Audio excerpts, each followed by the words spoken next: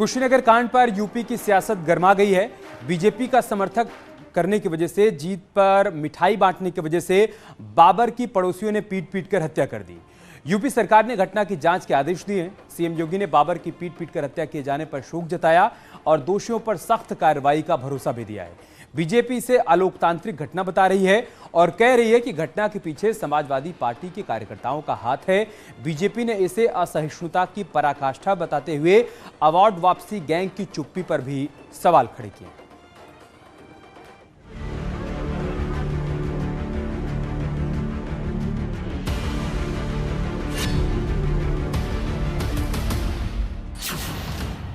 कुशीनगर में बाबर की हत्या। जलेखा, सलमा,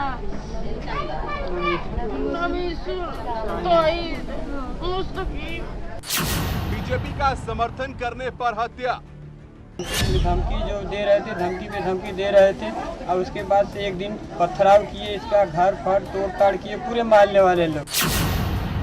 बीजेपी का समर्थन क्यों नहीं बर्दाश्त।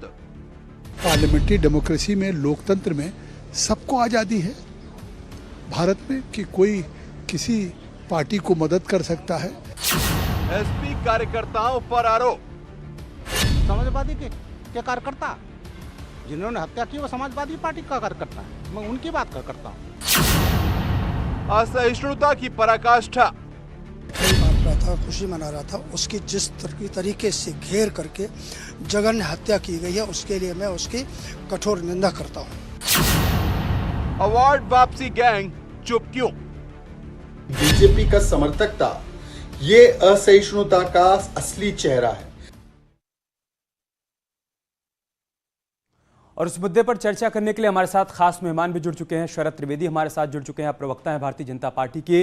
चंद्रशेखर पांडे हमारे साथ जुड़ चुके हैं, आप नेता हैं समाजवादी पार्टी के। आलोक वत्स हमारे साथ जुड़ चुके हैं, आप राजनीतिक विश्लेषक हैं। चंद्रशेखर पांडे, में शुरुआत आपसे ही करूंगा। जब वो सबके साथ, सबके विकास, सबके विश्वास की बात करते हैं तो आप लोगों को भरोसा नहीं होता इस पर, और जब कोई मुस्लिम समर्थक भारतीय जनता पार्टी की जीत पर जश्न मनाता है, मिठाई बांटता है, तब उसे पीट पीट कर मार दिया जाता है। और आरोप समाजवादी पार्टी के समर्थकों और कार्यकर्ताओं पर, और आपकी तरफ से चुप्पी। हमारी तरफ से चुप्पी है और समाजवादी पार्टी स्पष्ट रूप से कहती है कि कोई भी व्यक्ति जो भारत के अंदर अगर कोई व्यक्ति अभिव्यक्ति की आजादी के तहत उसे किसी भी दल के विचारों का समर्थन करने का, विरोध करने का, खुशी जताने का, ये दुख हटाने का पूरा हक है।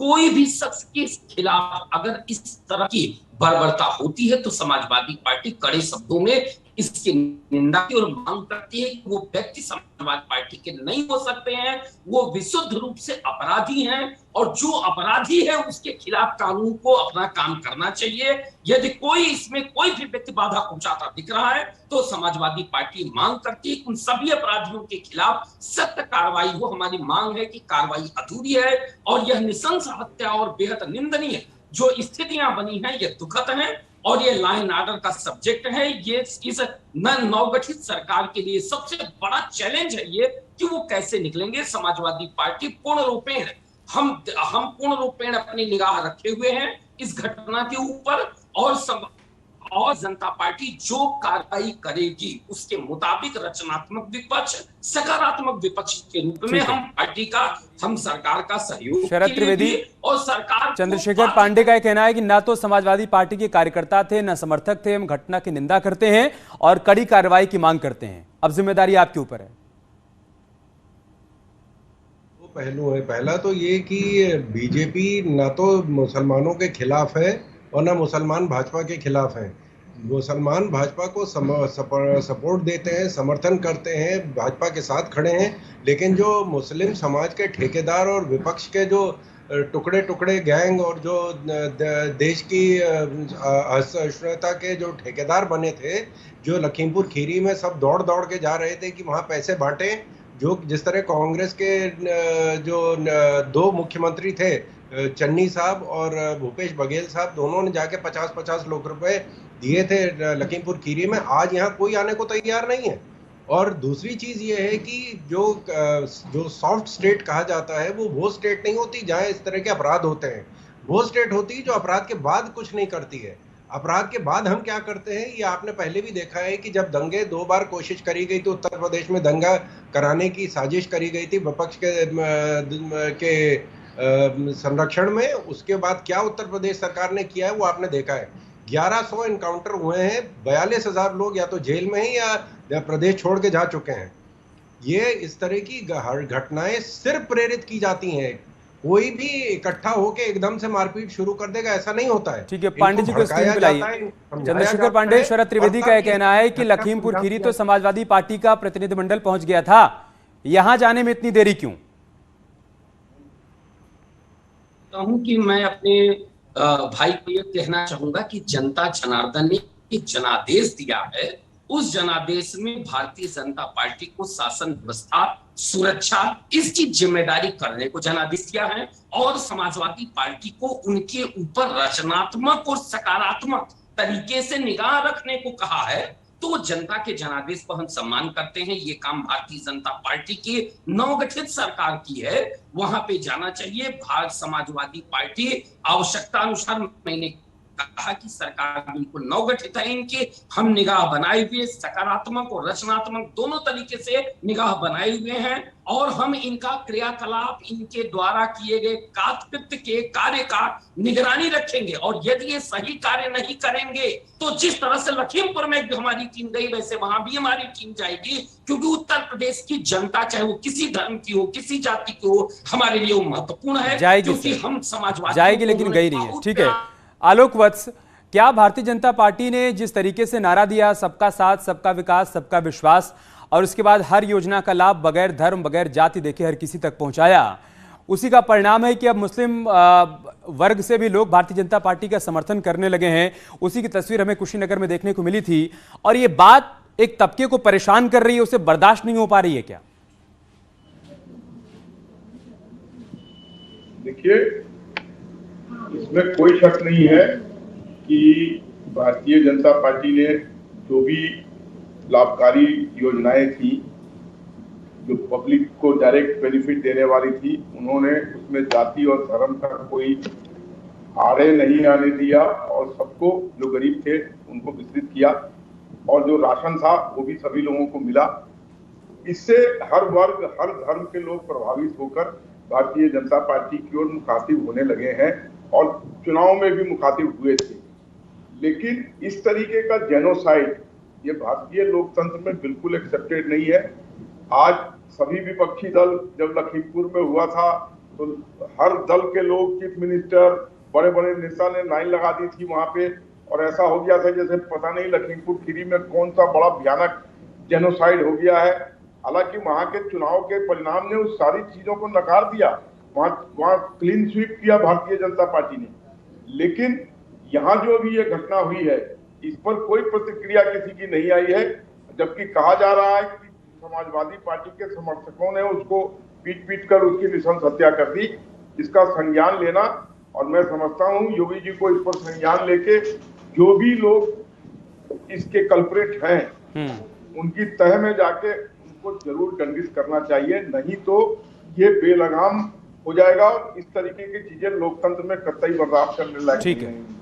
शरद त्रिवेदी जी, मामला तो सीधे सीधे लॉ एंड ऑर्डर का है, इसमें कोई दो राय नहीं है, तो आगे किस तरीके की कार्रवाई इस पूरे मामले में देखने को मिलने वाली है ताकि एक नजीर पेश हो पाए कि कोई भी स्वतंत्र है किसी भी पार्टी का समर्थन करने के लिए, फिर चाहे वो हिंदू हो, मुस्लिम हो और वो किसी भी पार्टी से जुड़ा हुआ हो? बिल्कुल शुक्ला जी, भाजपा का सबका साथ, सबका विकास, सबकी सुरक्षा, हम लोग हर एक के साथ खड़े हैं। जैसे भी वत्स साहब ने भी कहा कि हम लोगों ने हर एक को, गैस का कनेक्शन में हमने धर्म नहीं देखा, कौन सा रंग का कपड़ा पहना ये नहीं देखा है, मकान जब दिए तो किसी का परिवार या जाति नहीं देखी, हम लोगों ने सबके लिए काम किया जिसका नतीजा हमको मिला है, जनादेश, जनता का आशीर्वाद हमको मिला है। लेकिन ये जो भड़काऊ बयान, जो बयानबाजी, जो लोगों को कहना कि नहीं साहब ये हिंदू पार्टी, ये मुस्लिम पार्टी है, ये माई कॉम्बिनेशन है, ये गैर माई कॉम्बिनेशन है, हम लोग मुसलमानों के खिलाफत कर रहे हैं। भाजपा के संरक्षण में 10,000 करोड़ के वजीफे मुसलमानों को दिए गए हैं। भाजपा के संरक्षण में 75,000 एक्स्ट्रा हज यात्री जा रहे हैं। 1.25 लाख जाते थे। मोदी जी माननीय प्रधानमंत्री जी के कार्यकाल में उन्होंने जिस तरह सऊदी राजा से बात करके उन्होंने कहा जब दूसरी सबसे बड़ी मुस्लिम आबादी हमारे देश में, तो हमारे देश से दूसरे सबसे ज्यादा मुस्लिम भाई बहन जो हैं वो हज पे जाने चाहिए। वो हम लोगों ने करके दिखाया है। ये सिर्फ भड़काने की बात की जा रही है कि आप जैसे ही कोई भाजपा का नाम लेगा तो इसका मतलब वो गैर मुसलमान हो जाता है। ये मुसलमानों ने मुसलमान को मारा और ये मुसलमान समाजवादी पार्टी के, इनको चिन्हित कर लिया गया है। इनके खिलाफ सख्त से सख्त कार्रवाई की जाएगी। और आपने देखा कि जब 69 विधायक सपा लेके आई थी 2012 में, तो उन्होंने कौन सा कल्याण किया था इनका? ये कब्रिस्तान बना रहे थे, हम घर की बात कर रहे थे, ये डर की बात कर रहे थे। ये भड़काने, इसी वजह से इनको नकारा गया है। मुस्लिम क्षेत्रों से भाजपा के विधायक शरद त्रिवेदी जी कह रहे हैं, चंद्रशेखर पांडे, कि अब लोगों को समझ में आ गया है, मुसलमानों को समझ में आ गया है कि भारतीय जनता पार्टी के बारे में जो एक अवधारणा बनाई जा रही थी मुसलमानों के मन में, वो दरअसल गलत थी। अब उनको पता चल गया है कि उनका अभी तक इस्तेमाल किया जा रहा था। ये सरकार उनको आगे लाने का प्रयास कर रही है, उनको सभी योजनाओं का लाभ दे रही है।